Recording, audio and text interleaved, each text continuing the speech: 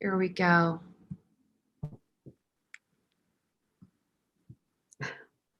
Hey, everybody. Welcome, welcome, welcome. Woo! We are so excited. I have been in the Rockies, the Colorado Rockies, with this wonderful lady named Chris Tracy. Give it up for Chris Tracy. Woo! And as you know, we're talking about writing. We're talking about the beauty of what can happen when we take our pen, when we take our journal and we start to create. And my goodness, oh my God, Chris, this was a dream, wasn't it? Like just seeing how many women and men got activated at the Writer Intensive. And then we did a Women's Smart. It was like an incredible Smart Lady Summit. And we had people from all over. So shout out if you are from Colorado, put that in my Facebook Live. We want to know if you're here. If you were there, let us know. If you are part of my leadership track, let's put that down there too. But anyway, let's talk about like the people that got touched. I really want to share this one testimony because it's so incredible. This one girl came, and I'm doing my book, Created to Overcome. You guys need to get it if you don't have it yet. It's Created to Overcome, an interactive journey of the heart through art and poetry. So at the Smart Ladies Summit, we're going through my book with poetry, and then they're sharing their own story. And this mom and her daughter came, and her daughter was probably in her early 20s. And she really got rocked by the Lord. And she started to realize that her relationship with her brother there'd been a lot of comparison, and she was never able to really, I think, accept her own journey. So she's getting touched. She's one of the best prophetic artists that's drawing and writing for people during this whole entire weekend. And then she gives this painting to her mom to celebrate her mom's journey. And we were all like, oh my God, you had me on hello. It was so crazy. But you know this woman, Lori, but share about like the stories that impacted you, because you've been doing this for 7 or 8 years. 8 years, right? Yes. This is the 8th time we've had this summit. And we started it right when we graduated from BSSM. My husband and I went from 2009 to 2011. And about a year later, we decided, I just felt like I wanted to do something that where we could release what had been poured into us at school. We're not pastors of a church. We didn't really know exactly where we fit in. We're business people. And I've always been a writer or a journalist, communications type person. So it was like, Lord, how could I pour into my friends? And he just gave me this idea to put together this ladies. We don't call it a retreat. We call it a summit, because we just felt like we're in Colorado.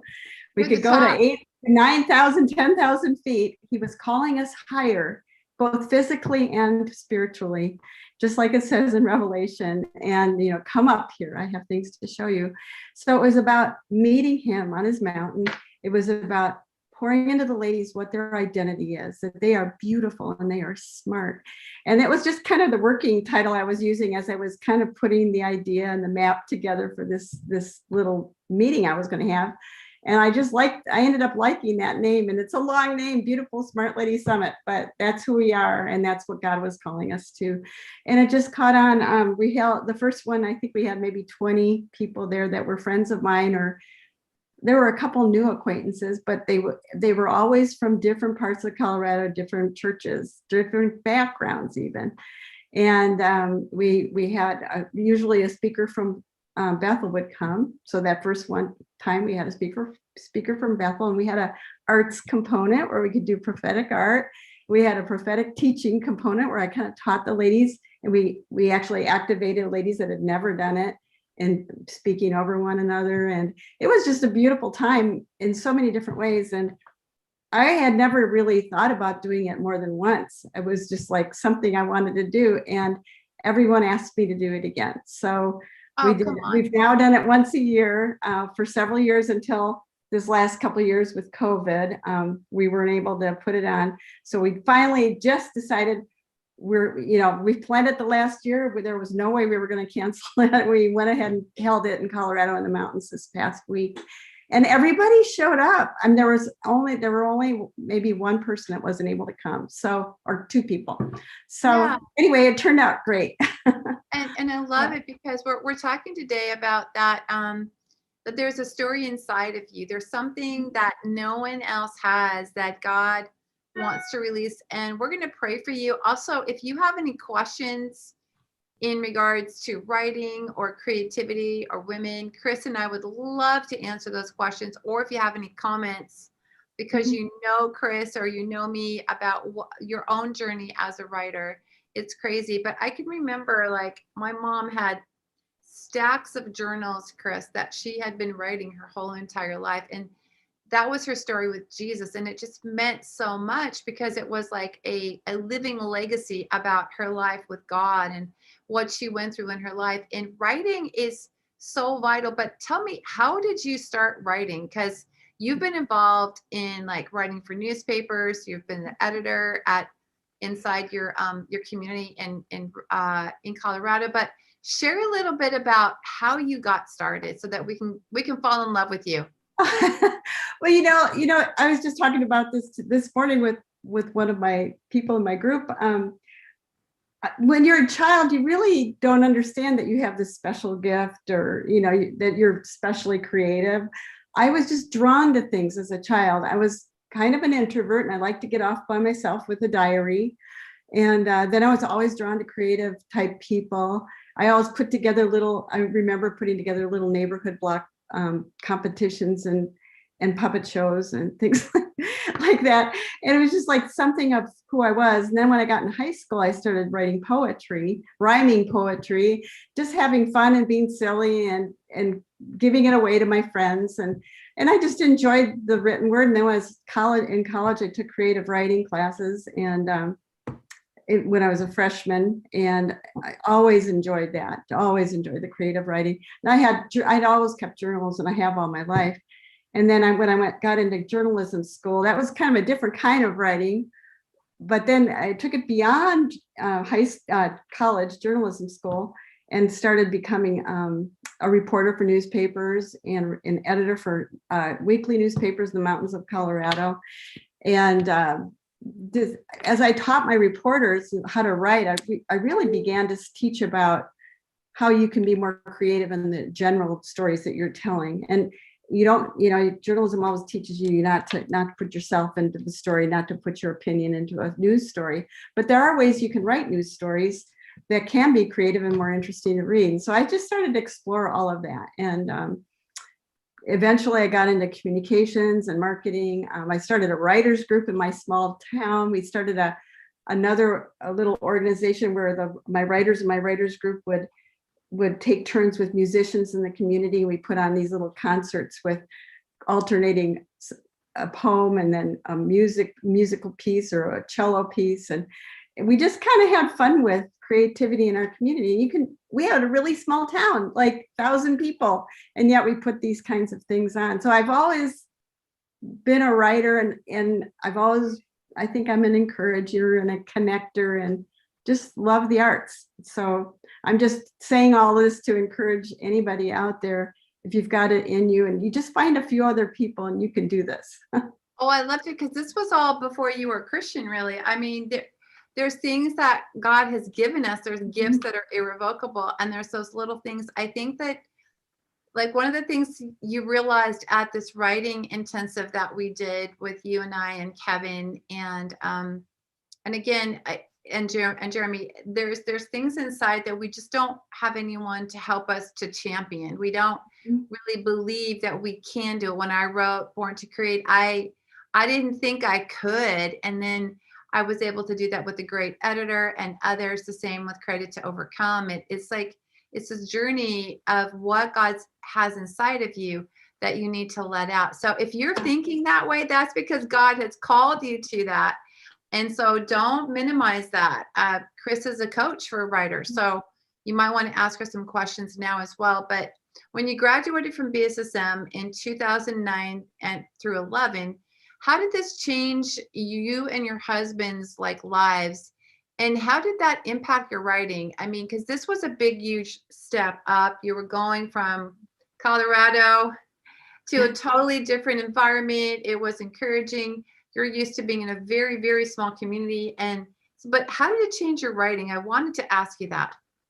Well, it was really interesting because, before we went to BSSM, I was writing for magazines and newspapers and doing a lot of editing. I was doing book editing actually for Destiny Image for a few years before we went to school. And I loved all of that, but I just inside knew there was more for me. And when we went to school, we went very hurt. We had gone through a huge loss in our business and financial life. And both my husband and I were extremely hurt. We actually were called, we felt like we were called to BSSM, and we were sent at the same time. God just totally blessed us and enabled us to go for many reasons for both of us. For me, I was able to get into Theresa's creative track there at the BS School of Ministry, and we travel with her and kind of explore who I am, and even explore other arts as well. And it was just so neat. And I think if I was to say what BSSM changed in me was it made me more vulnerable. I mean, able to express vulnerably who I was. And I recognize that vulnerability is a super strength. It's not a weakness like I had been taught in the earlier days of the women's movement and so on. It also activated me and emboldened me to take risks. And so, when I got out of BSSM, I started a blog, and now I've got 2 blogs up there in social media land that go around the world. And I've had, I think, about 100,000 hits on them. And I'm praying for more. Like, I want to start another blog that will even go farther. I've written a couple of books. I've become a writing coach. I think BSSM changed me for the better for those kinds of reasons. And I love my book. My first book I wrote, I started writing it about when I was at BSSM. I wasn't really writing it for me. I was wanting to learn the process of crafting a book, because I work with so many writers and authors, and I thought I've got to have my own so I can help guide them through the process. And in the process of writing my book, I fell in love with my book, and I wrote my stories, and I was vulnerable, and I even had some poetic things in there, and I've written another book since then, and I'm that I've published, and then I've got another book that my husband and I are writing together that actually Kevin and Theresa encouraged us about how we might incorporate my husband's stories in there. So yeah. When you guys, I mean, don't you want to hear about the fact of a person who got struck by lightning and their dog? Both of them got struck. And that was one of the reasons why they came back to the Lord. Hey, I think we should get married. Hey, I think we should find out more about this God that saved our lives, right? Like, these are such incredible stories. And sometimes we don't realize that. God, and Chris, for people that are just starting out and they know, like, they love creating, they love writing. I mean, I do a lot of my writing to encapsulate my art as well. So there's many different reasons why you can write. I mean, sometimes you that love Instagram, you have to have that certain type of like scripting that goes along with what you're creating. It's in everything that we do. Writing is so valuable. But if they want to start, give them some tips on how they would begin that process. Okay, so there's a couple different things I would do. First of all, I really believe that Facebook was made for me. And things like Instagram. And there are so many ways we can share our thoughts and our heart. And, it's a matter, if you are feeling compelled to write, then you can call yourself a writer.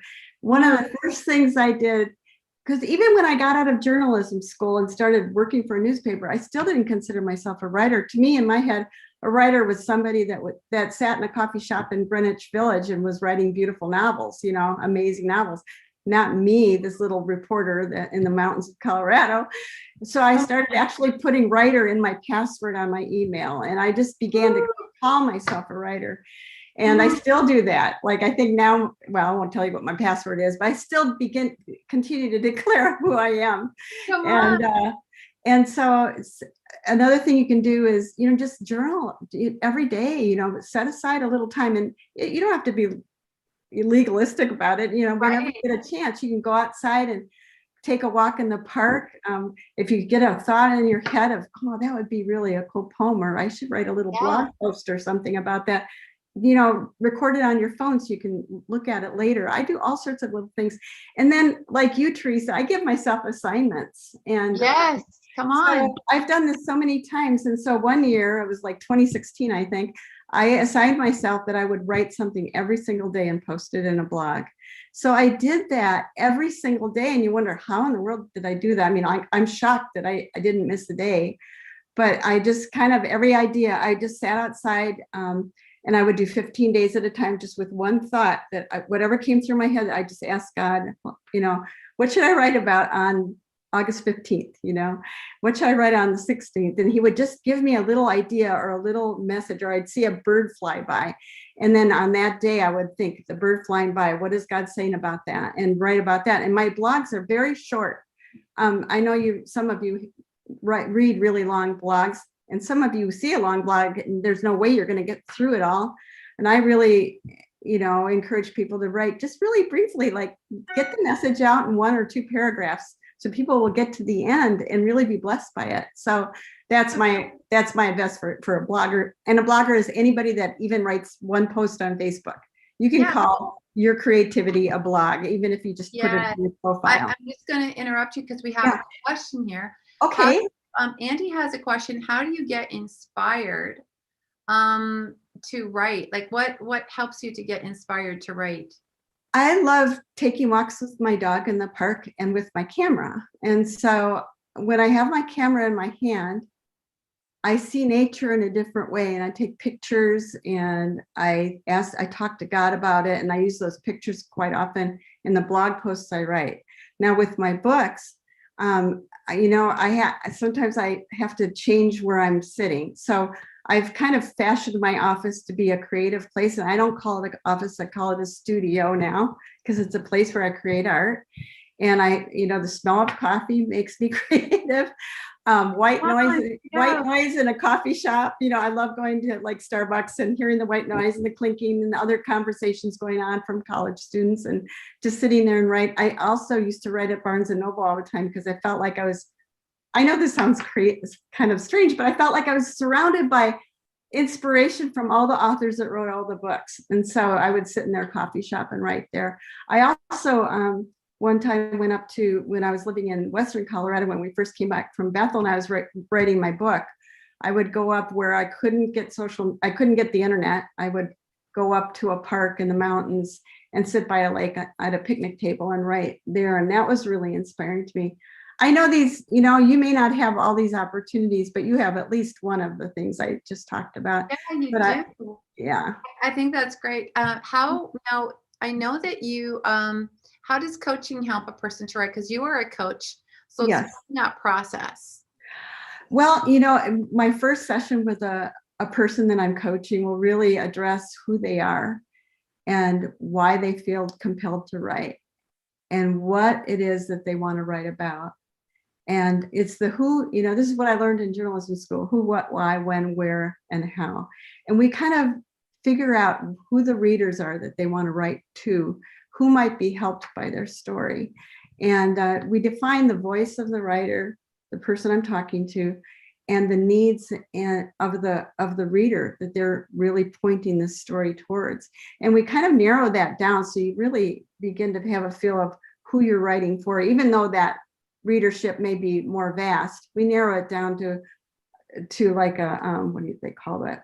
Avatar, an avatar type person, that so we can feel like we're writing directly to that person that's going to be so helped by your story. If you're writing nonfiction and even fiction, you really have to define your audience. So coaching can help you do that. I feel like one of my giftings is encouragement. And, I come alive when I coach people. I just love helping people feel that they can do it. And you know what? I've worked with hundreds of writers, and there has not been one writer who has failed in my eyes ever. They've taken what I've said, they've run with it. They've run with their own heart and partnering with the Holy Spirit and produce something that's beautiful. And I love it. One of the things that I love about what you just shared is is like there's a place to start and a place to end. Some of you, like Andy and others, might be wondering, well, how do I find an editor? How do I find this? This is all part of coaching. This is all part of you're doing research there, because every editor is different because of the type of genre that you are writing as well. So Chris can help with that. She's going to give you her content at the end. But Chris, you are a leader in my online Create Academy. All last year, you were involved in eCourse Live, which really is something about people breaking off constraints to create in any kind of genre that they have a heart to. Because what you're talking about, a lot of times in coaching, it's not the fact that a person's not gifted, but they don't believe in themselves. So it's hard to produce something if you think that you don't have permission to create, or you're always thinking about this teacher that when you were in, like, fourth grade put you down for writing. So there's or creating in any sphere. So I created Create Academy for that reason, and to build community. But share how eCourse Live, that's where I go through all of my e-courses with you every Thursday. And again, it is a 9 a.m. Pacific Standard Time and 6 p.m. Pacific Standard Time. And Karen's going to put in the Zoom link for you to join, because it's free. You can just check it out. But share about the lives that were changed and how you were changed by just doing this. It's a 9-month program. But again, it's going through all of my e-courses with me and in small groups with others, having the same people with you throughout the whole entire year. And it's just an hour and 15 minutes of your life that you get to change. So, but just share some stuff on how you were changed by that. I was able to join probably a month into the program last year. And so the first course I took was Create to Be Free. And I set aside some time every Thursday night, and with my paints and my watercolors, I was all prepared for class and listening to Theresa. And Theresa was like a breath of fresh air in a very hard year. And not only because of the pandemic, but because of things that we were going through with our family here in Texas. And it was just like, I would close my studio door, get my paints out. And I'm not really a painter like Theresa is, but I sure like playing with color. And just to be able to rest and go through encounters that Theresa would bring us through was such a beautiful thing for me to remind me that God is speaking to me, that I can get away alone with him, that I can continue to learn from him. I mean, even though, when we went through BSSM 10 years ago, it's like we've moved several times since then, life gets crazy. And I needed to reconnect with the Lord in more than I realized. And it was such a beautiful way to connect. And then to share it in the small group that you go through together afterwards, and you get to know people from around the world, and be encouraged by the leader, be prayed for, be prophesied over. You learn to do prophetic words for other people. All in the realm of connecting with each other because you are creative people. I just felt like I reconnected with a tribe during a year that was really, we were all very isolated, weren't we? And yeah, it was just, and we still, it's still going on. I'm just so excited, Theresa, that you've been doing this program now for 3 or 4 years. It's like, God, this is so God ordained, so connecting the world. And we're like little points of light around the world that are ready to release his kingdom everywhere we go and give to people. I love it. I think, Chris, part of the beauty of what I designed in Create Academy is a place where people can just jump on their Facebook and say, hey, I'm afraid to be a writer. I'm afraid to do this. I'm afraid to jump out and start to do my art, or I'm afraid to sell my art, or I'm afraid to become a dance teacher, even though I've had 5 years, but I don't know how. Like, all these questions, they get answered because we teach you how to connect with God, how to create with God, and how to share who you are with others and your creativity. And it just flushes out perfectionism. It flushes out performance style belief that somehow creativity is about performance. And it's not. It's about resting in the pop of God's presence, creating, and then seeing the impact of it. And so, we've raised up people that are now, they've written books, they've been involved in creative kind of ventures and businesses all over the planet. And I just feel like with this pandemic, we have to get together.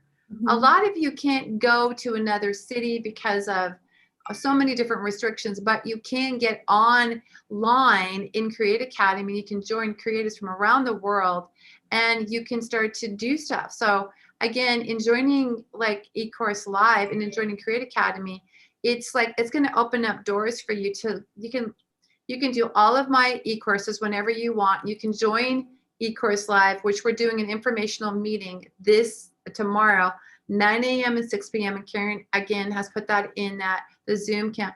But you're just going to get changed. You're going to go, oh my gosh, this is what I've needed. I'm not alone anymore. And we understand, like, wherever you're at. I think that's the key that Chris is talking about.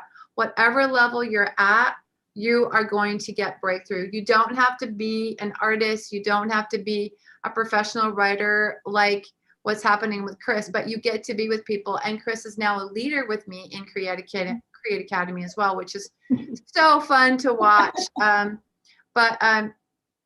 Another question I have for you, Chris, share about like what you're writing on now, because that's such a wonderful thing. And again, if they want to find out more about who you are and what you carry, how would they find that out? I want people to get to know you, Chris, and get to know your story.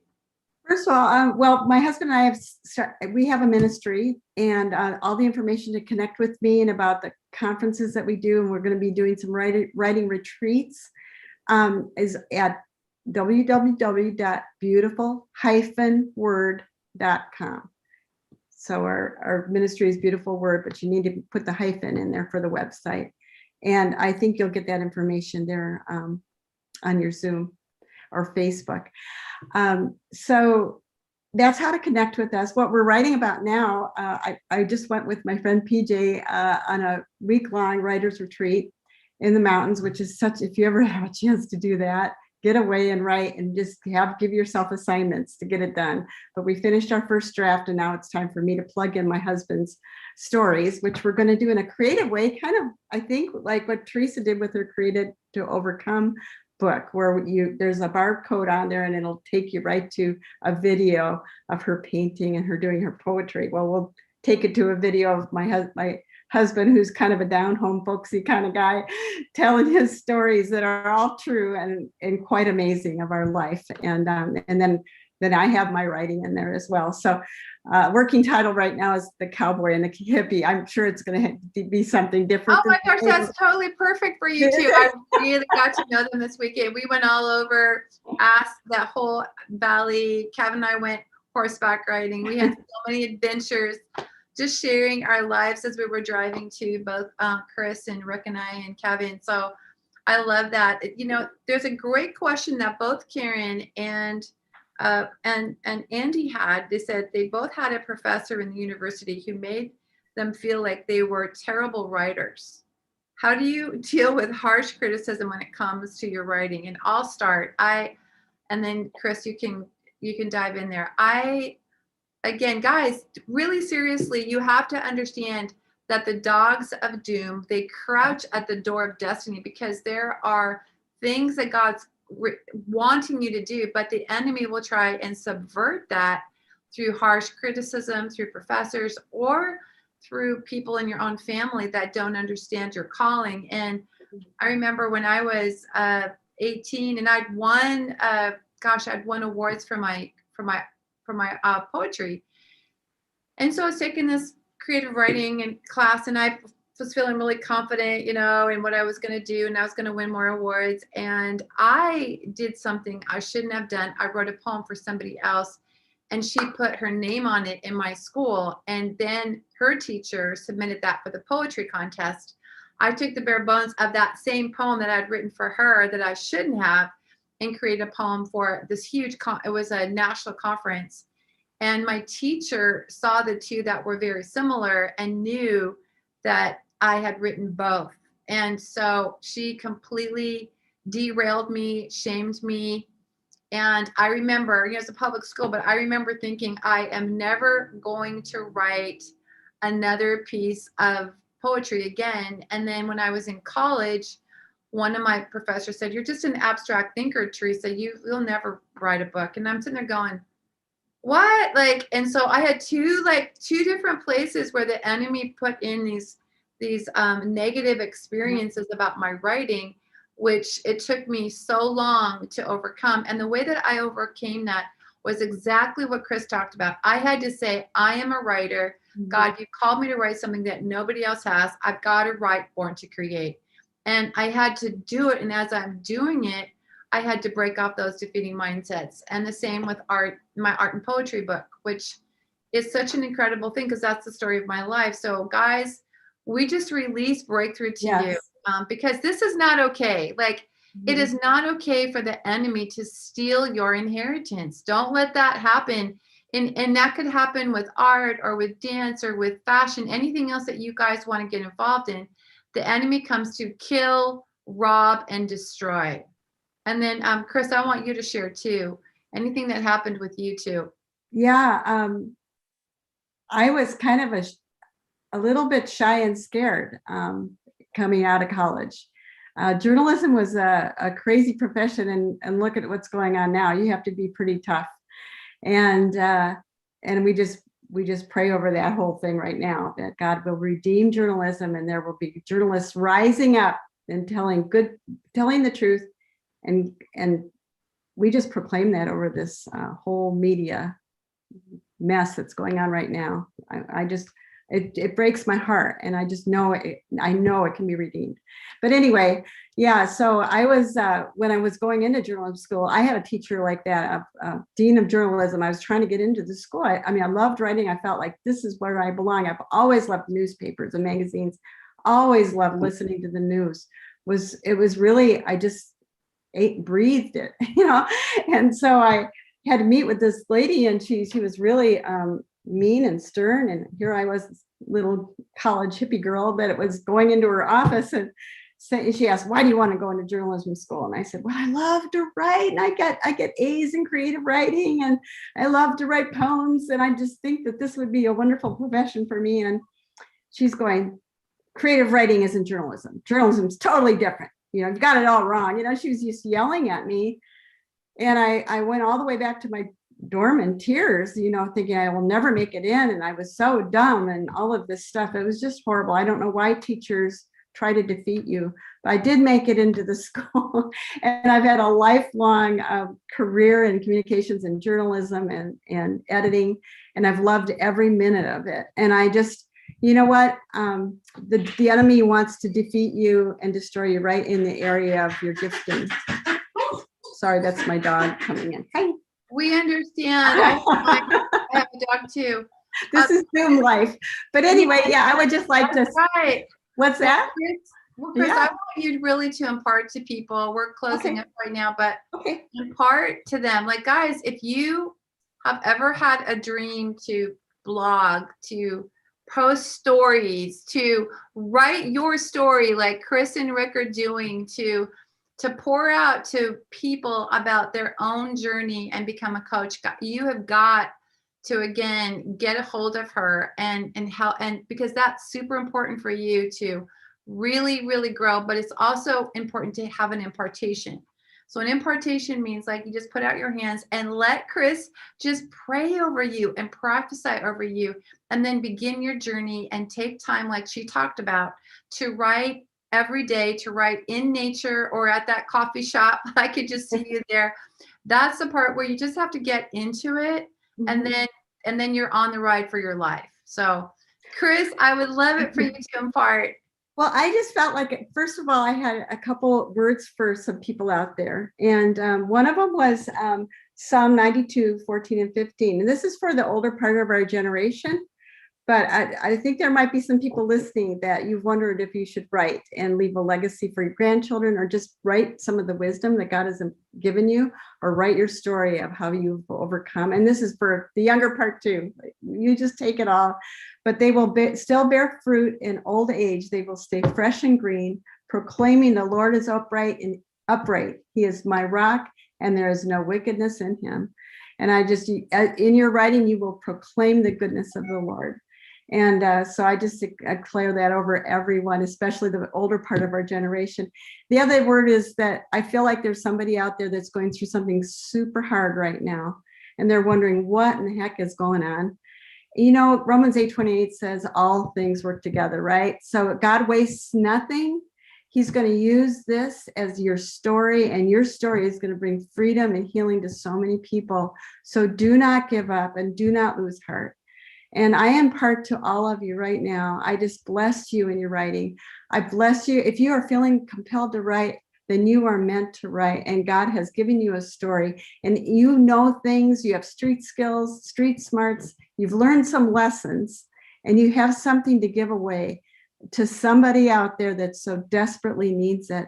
They're waiting for your story. They're waiting for you to write it. Psalm 45:1 says, my tongue is the pen of a skillful writer.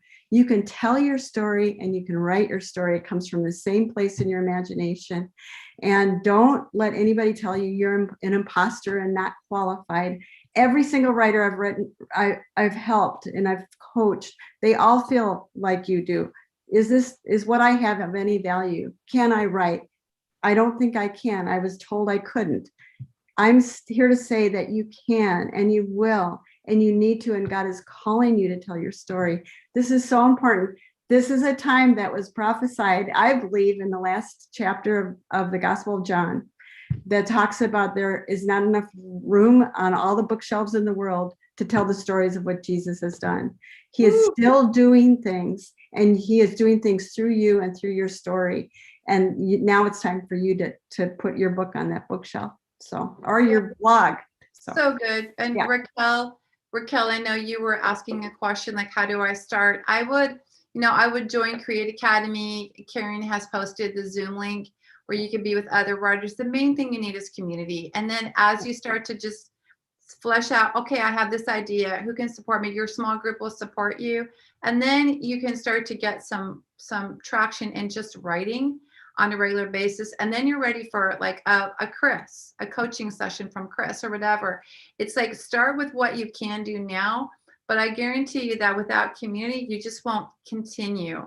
That really is the key to everything. So come tomorrow, check it out, 9 a.m. or 6 p.m. Pacific Standard Time. And guys, give it up for Chris Tracy. Woo! I love her. I am so glad that she joined me in my creative track at Bethel, and now is one of my leaders. Guys, her story is so phenomenal because now she's helping others. In Create Academy, we believe that everyone can learn to create with God and can learn to really give away what they're creating to transform culture. And so we want you there. And guys, be blessed and don't despise the day of small beginnings. I kept hearing that, Chris, like, don't despise like that little, those little things that you can post on Instagram or Facebook, whatever it is that you have. Let God begin to show you who you can touch today and then see the fruit of that. So love it. Love you so much, Chris. Thank you so much for joining. And so good to see you. I can still see you with your little, it snowed the day we left, guys, which is so crazy. Yes, we were in the Continental Divide area. So yes, but blessings on all of you. And thank you, Chris, again for joining. And remember, everybody, you are born to create.